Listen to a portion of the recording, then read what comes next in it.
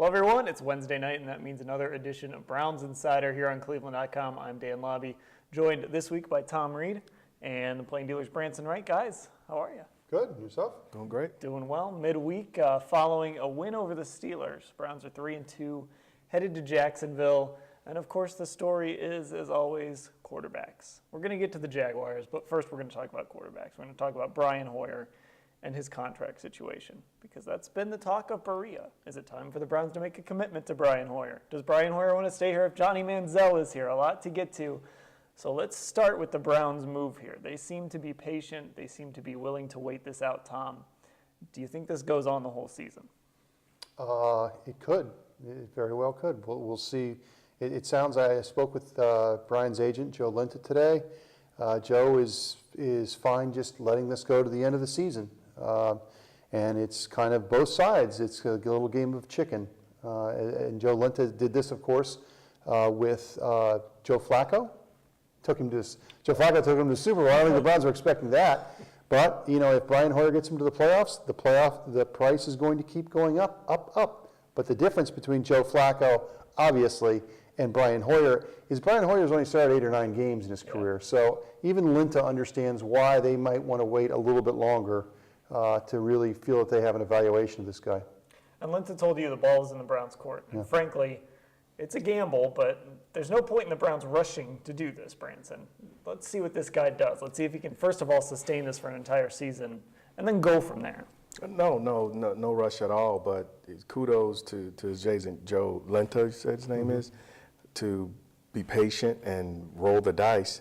And, you know, he came up sevens with Flacco, so I'm sure he's hoping he comes up with it again. But with each win that he gets, that Hoyer gets, it's just going to help their case.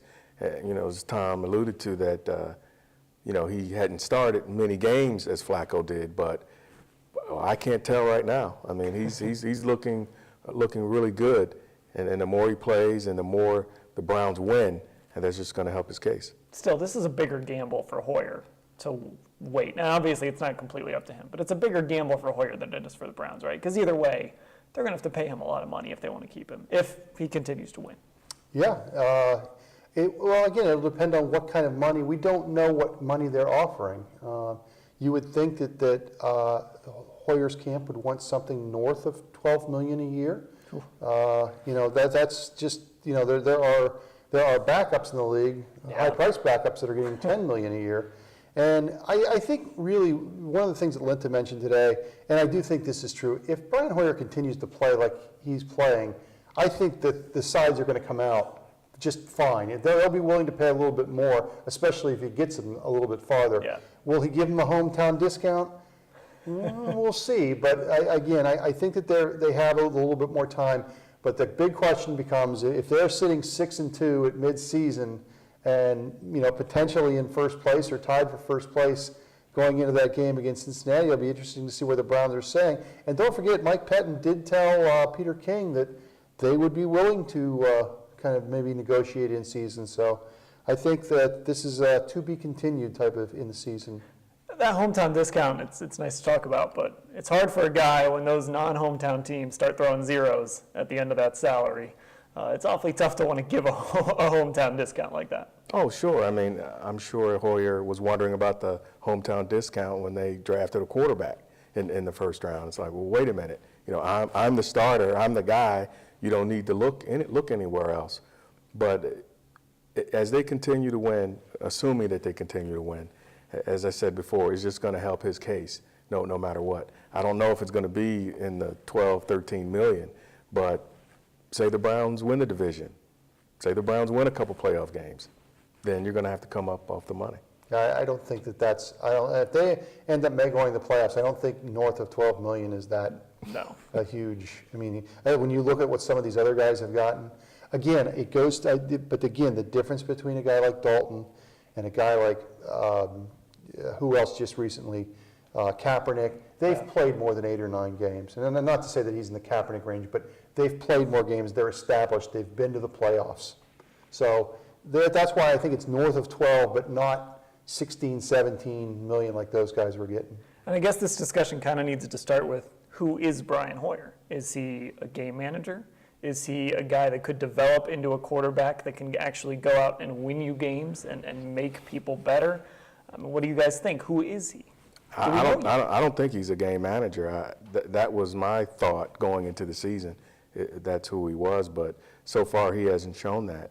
And these receivers aren't household names, but he's been playing very well with the receivers he has. So, as we talked about last week, the chicken or the egg, does the receivers make the quarterback better? Does the quarterback make the receivers better? But I think in this case, he's making those receivers better. I think the system has something to do with it too. Yeah. I think I think he and Kyle Shanahan are a perfect fit. They've come along when each other really needed them. Both of them, they both needed each other. And I don't think that's what the plan was back in May when they drafted Johnny Manziel. Yeah. But it's worked out well for him. They run the ball so well that play action is so effective here. I mean, we're talking about a game manager that leads the NFL in completion yards for completion. So that's kind of almost kind of contradictory, but it still is true. He's not making a lot of mistakes. He's efficient. He's smart, and to this point, he's running his system perfectly.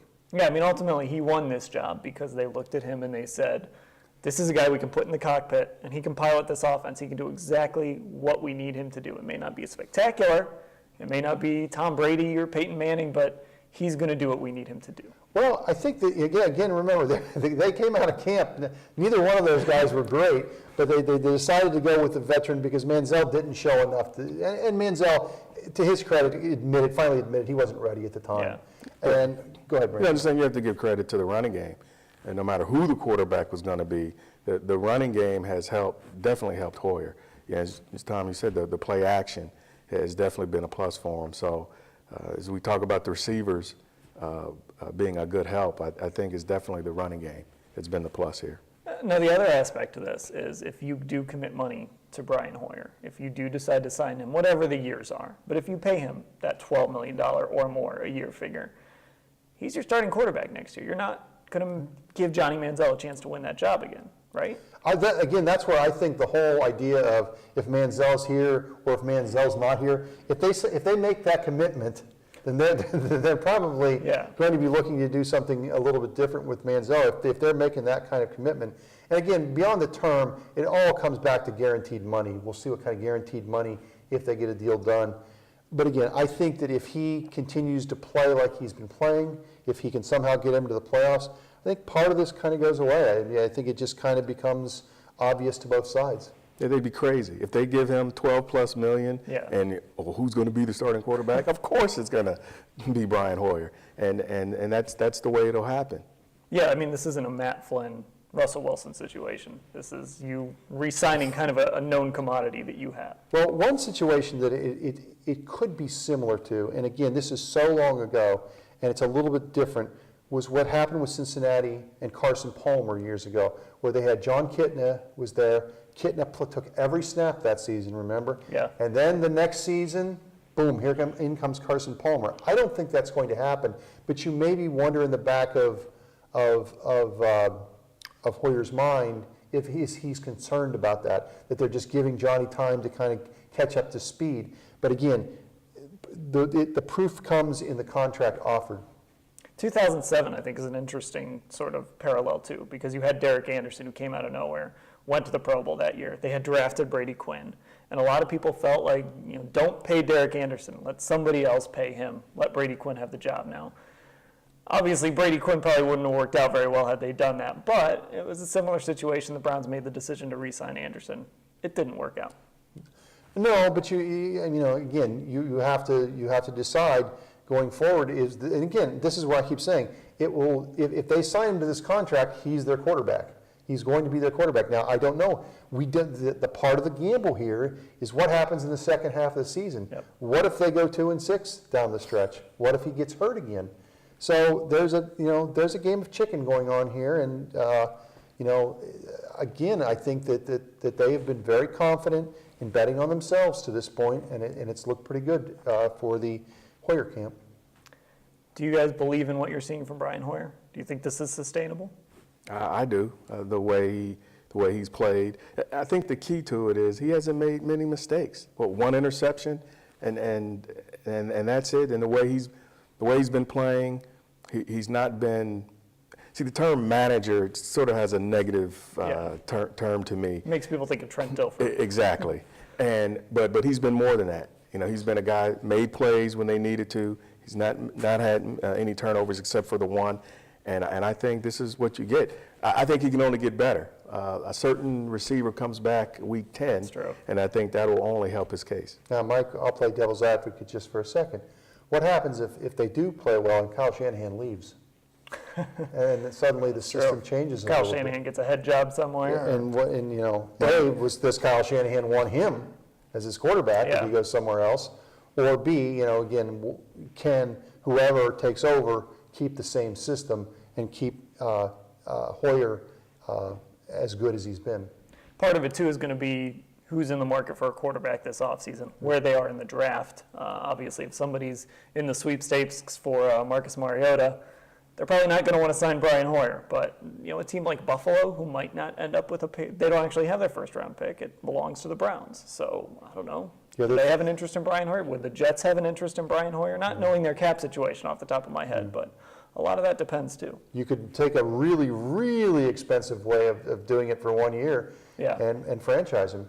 That's true. That would be incredibly expensive. But they have the cap space, and it would only, don't forget, only be for 1 year if they couldn't come to a conclusion. But I don't think that I'm just trying to throw out every option here possible. All right, let's move on and let's talk about the injury situation that popped up against Pittsburgh. This team had been relatively healthy prior to that game. Then they lose Alex Mack and they lose Armani Bryant. Those are the two big ones to lose from that game. Who do you think they're going to miss the most? Oh, Alex Mack. Oh, yeah. I thought it was a trick question when you sent that to us earlier. I mean, Alex Mack, Pro Bowl guy, a leader on the team, and it's definitely going to be a big miss.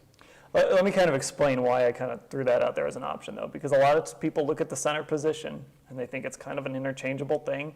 Kyle Shanahan's scheme is a little more plug-and-play friendly, and the defensive line is very weak. They do not have a ton of depth there, and they haven't gotten great performance out of that. Well, I don't think that they've played to their ability yet. I think we saw John Hughes and Ishmael Kitchen pop in, and I thought they played pretty well. I mean, maybe the defensive end is more of a situation that they'll miss these guys, but it's not as though they were, had 15, 18 sacks already, and they're like, oh my goodness, we've lost our one guy at the end there that's causing all this havoc. So I still think it's Mack. Mack makes all the calls. People you talk to, you can say that he's not a left tackle, but he's still the guy that kind of runs that offense. And you saw it. I think all you needed to do was see how many players came out to the cart and to see how respected that guy is, and to hear Joe Thomas talking about crying during the game about losing him and how much he's meant to them. Yeah, that was an interesting moment. You don't see that very often at the NFL level, even at the college level.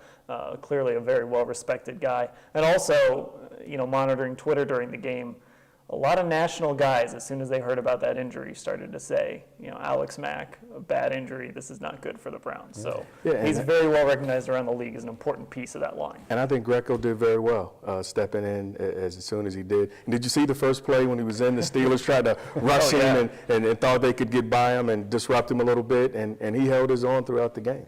Yeah, it seems like they might be okay at the center position, but it's going to be replacing Greco at the guard position that's going to be the biggest problem. Well, we'll see what happens. Let's wait a couple days and see her. I think it'll be another week. We'll see how Greco does. He'll probably be the center this week, and then we'll see where Nick McDonald is and see if they decide to go somewhere else. And if they don't play well, they're going against a pretty good defensive front here. Yeah. I mean, I think Jags are second in the league in sacks. So. This will be at least a good litmus test for them.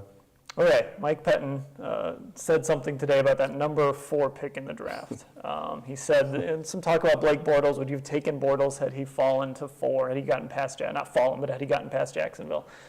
He said, no, they would have taken Sammy Watkins. So let's rethink things a little bit. Knowing what we know about Justin Gilbert now, and admitting, too, that it's a little too early to judge draft picks, do you think the Browns still made the right move making that trade?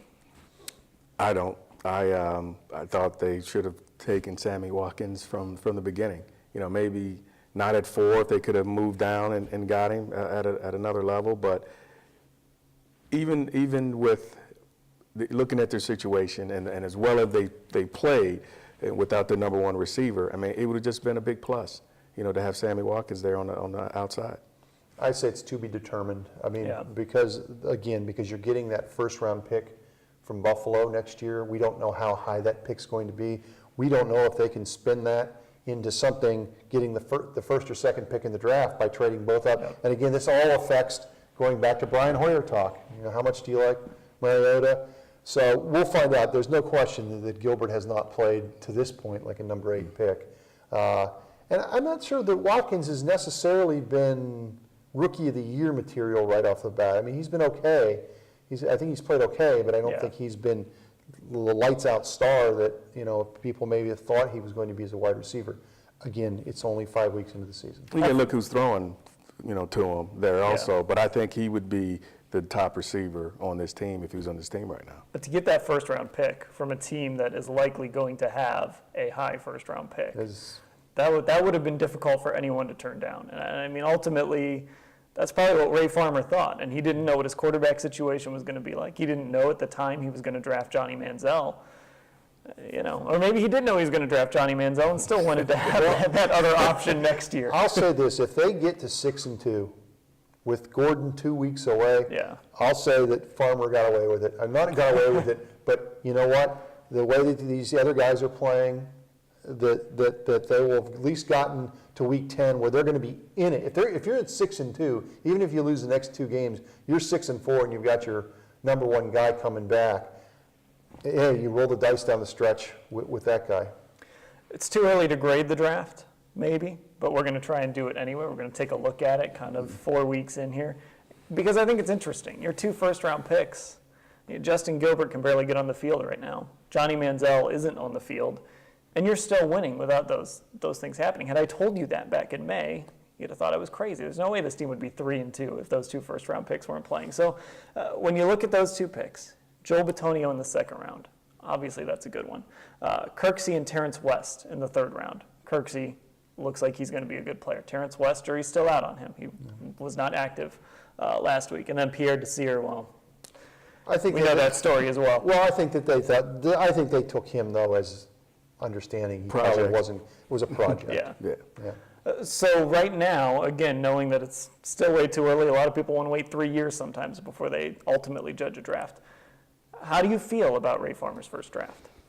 I say for now, I mean, I'm a guy that likes to look 2 to 3 years later, but for right now, I would say a B- because you have guys that are playing, that are contributing, but the guys in the first round that you thought were going to be immediate contributors haven't played as far as Manziel, and so guess what? It gets you like I said, the B-. So, but I think 2 to 3 years down the road that you probably get a better picture.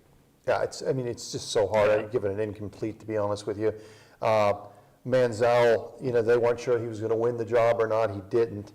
Terrence West, if they didn't have the other 2 backs, I think he would be fine. I think we would be thinking that's a pretty good pick. I mean, he ran for 100 yards his first game. I think what's the problem with we were talking to Terrence about this today, that, a year ago they would have loved to have Terrence West. And now they've got 3 guys that can do it. And so I think he's been okay.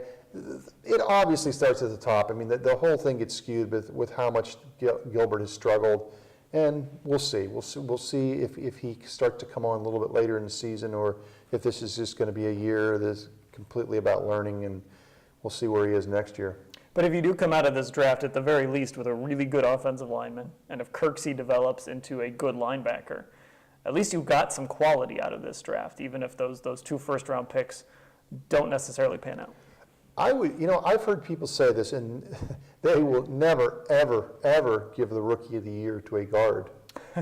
But you can make the argument that he's been the best rookie in the NFL so far this year.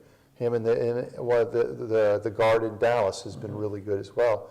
And there's some other guys but they're not going to give it to him. But I've heard people that say that he's played as well as any rookie in the NFL this year.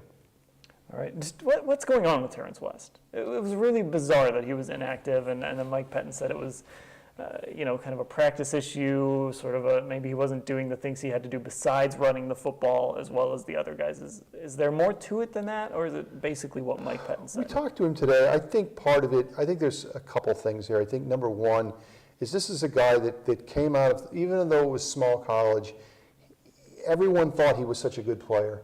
The whole offense was built around Terrence West in college. Yeah. I mean, they were talking to him about play fakes. He was like, play fakes, they just gave me the ball. He knows that I think that his attitude in practice has to improve. And I think this is a chance where again, Pettine has a luxury of setting an example right now. Let's get your work rate up. You've got to be better. We've got these other two guys right here. Let's try to nip this in the bud right now. And you've got to compete. And I mean, I don't think any of us can sit here and say that Isaiah Crowell is not, if on the same level, a little bit better than ahead of Terrence West right now. And I think Ben Tate's been fine. So I think that the coach, I'll say this about Pettine, he has not been afraid. We've seen it with Gilbert. We've seen it with Terrence West. He's not afraid to sit guys down who have a little bit higher profile. And that just goes along with their system of the competition at each position that, hey, if you slack off, I can sit you and somebody else can step right in. And the coaches see what we see too. Every time Isaiah Crowell touches the ball, he's got a chance to get 6. Now, he had those fumble issues against Pittsburgh. Got to clean that up. Yeah. But the explosiveness, the speed, all of those things, I don't know the last time we've seen a Browns running back have that combination. He's been very good. Again, the one which you just mentioned, they cannot be putting the ball on the ground. And beyond the fumble he had, he and Hoyer had some kind of a weird exchanges there. So, but the actual running, you can just see it. You can just see it. Yeah, and the ball he fumbled, that was a pretty good run until he dropped the ball. I mean, he's shifty and he's hard to bring down. I mean, what a luxury that the Browns have with all of these backs.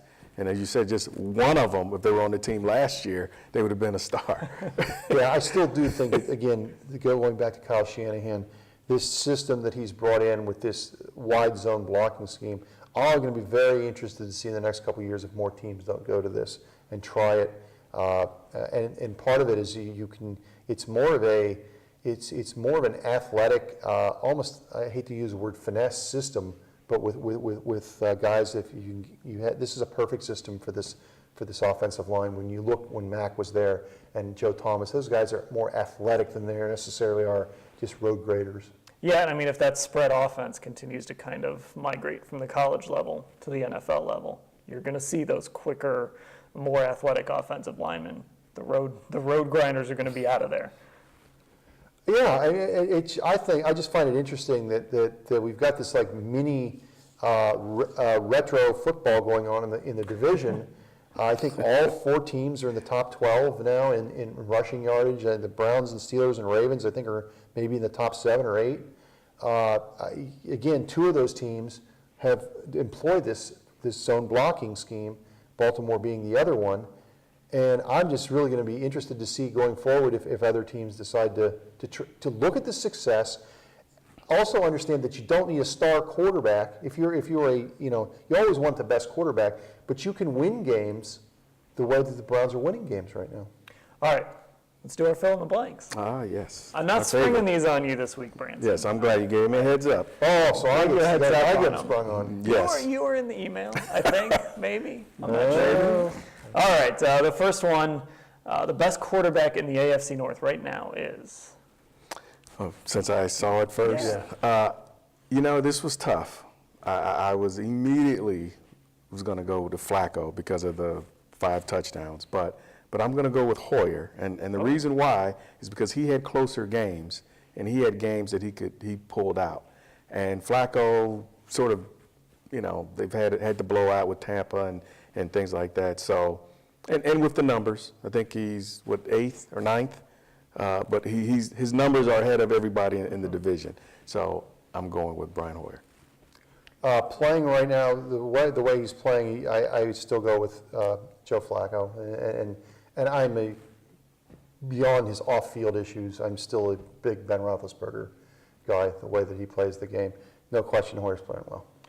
I'm going to go with Big Ben. just Yeah. because I think he's doing it behind that offensive line, which is just a sieve. And his ability to make plays, I still think it's the best in the division. Doesn't have any, other than Antonio Brown, doesn't have any receivers either. Exactly. And I think maybe the point of that question is the fact that you can say Brian Hoyer, and we're not laughing you off of the Right. set No, here. no. The Browns actually have a guy that could be in that discussion right now. Speaking of injuries, losing Alex Mack, losing Armani Bryant, losing Phil Taylor, blank is the player the Browns can least afford to lose. Brian Hoyer. Brian Hoyer? Without question, because we don't know anything about Manziel, and and if he had to come in right now with the way things are going, I mean, I think it's a coin flip on how he would react. All right, let's look at the AFC North. The Bengals are 3-3-1. They've got Indianapolis, Baltimore, and Jacksonville. The Ravens are 4-2. They've got Atlanta, Cincinnati, and Pittsburgh. And then the Steelers are 3-3. They play Houston, Indianapolis, and Baltimore. The Browns have the easiest schedule of the AFC North teams over the next 3 games. So By when the far. Browns go to Cincinnati, what place are they going to be in the division? They're going to be. I think they're going to be 6-2. So where 6-2. does that put them in there? We'll see. Maybe a half game behind Baltimore. Is that? Excuse me. Yeah, Baltimore. Is that how? Yeah, I mean, Cincinnati- Baltimore is they the got- only team right now that has 2 losses. Everybody else has 3, I believe. Or they'll be tied. Oh, I'm sorry, Cincinnati, I believe, is 3-2-1. Yeah, I think that's. I was going to say. I think that's what their Yeah, record is. Yeah. So there you go. Yeah. You'd be even in the loss column. Yeah. All right, 6-2, huh? So, yeah. Well, Mary Kay, give Mary Kay credit. She thought that they could go 5-0 in the streak. I thought they'd have one hiccup, but it's hard to see them losing these next 3 games. It really is. I think they're playing pretty well right now. They are the Browns. We all know that something can happen, but just looking at the way they're playing right now, I think they could be 6-2. All right, so let's talk about Jacksonville quickly. I know it's a trip that you're looking forward to immensely, Tom. Really? The Jaguars, I'm trying to figure out a way, because we've seen this over the years with the Browns. We saw it last year with the Browns against Jacksonville, actually, a game that they should win, and they don't. I'm trying to figure out a way that happens this week. I can't, honestly. I look at Jacksonville, and I can't figure out a way, unless the Browns just completely do it to themselves, that they can lose this game. I mean, there's a team actually worse than Tennessee, and I thought Tennessee was bad, but Jacksonville, it's an awful team. As I was coming in earlier, you were running those stats on where they were ranked in the NFL, and where do you find a positive? I'm having a hard time finding a matchup because of when you look at that roster for Jacksonville. If the Browns lose this game, they may as well just pack up and just quit the rest of the year. I mean, they can't lose this game. I don't see it. Are the odds out yet? Are they? The Browns, at last I saw, they were favored by 5, I believe. By 5? That's Yeah. all? Yeah. Wow. Well, they're the road team. Yeah, that's true. What is that, 3 points? That's worth like 3 points. Yeah, but they're bad. I think you don't ever want to have a bad memory, but I think in this sense, it will help them. They lost to this team last year, and the veterans on this team should know, and that was a devastating defeat in the grand scheme of all the things that ended up happening to all the people in the organization. I mean, that was a bad loss here. They know they can't sit on this team. They know what's at stake if they continue to win. And they also have to find a way to get better starts on the road. They've not started well on the road at all, and this is something that they've got to correct. So they need to be on point here. I think that's what worries me. They made Jake Locker in the Tennessee offense look like Peyton Manning in the Denver Broncos. I mean, they really made that offense look good in the first half. You wonder if they even win that game if Jake Locker is still healthy. And I'm not real impressed with Blake Bortles. I know he's putting up numbers. Not too impressed with him right now, but I guess that's the one thing that worries me. Maybe they do start slow, they fall behind, and maybe they just don't have that magic for some reason. No, I don't think they're going to start slow. I think they're going to intentionally try to get out there quickly, get a big lead on them. And where it is, and you saw the Browns fans that were there in Tennessee, that this is going to be a huge Browns crowd at this game in Jacksonville. That surprised me in a bit. Yeah, that's true. Will you be in the swimming pool? That's what I want to know. Will Branson's you gonna be cover the down game on the from pool? No, I won't be at the pool. Pool deck? I won't be at the pool. I'll, wave. I can do the live chat from down there. Let's do our pregame show from down by the That'll be pool. good. We Yeah. should do that. We'll see. We'll see what happens All if I right. can find my way down. If I can find my way to the stadium from my hotel, we'll try and do it from the pool. Quickly, I know that you guys have a few days to figure this out before it goes in print, but kind of how are you feeling right now as far as your pick goes? How am I feeling? You have a score? Browns Are you gonna lead with a 31 to score? 13. All right. Closer than the Pittsburgh game, at least. It's a road game. I'm going to pick the Browns also, probably in the neighborhood of like 24 to 17, something like that. All right. Yeah, obviously, leaning Browns. I'm kind of close with you on your score. I think it's going to be somewhere in the neighborhood of like 31 to 10. I hate to pick a blowout like that in the NFL, but again, It's going to be a blowout. Jacksonville's rough. Yeah, they're bad. All right. All that being said, who knows what will happen on Sunday? We'll have complete coverage there at cleveland.com/Browns. We'll all be in Jacksonville. We'll have a live pregame show starting at 11:45. Poolside? Will you? We're going to try. We're going to try poolside. Poolside. We'll see what kind of internet connection we can get down there.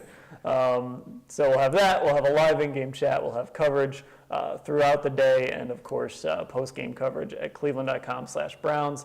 And you can join us again next Wednesday at 7:30. If you missed any of the show, we'll have an archive up later tonight. For Branson Wright, Tom Reed, I'm Dan Labbe. Thanks for watching.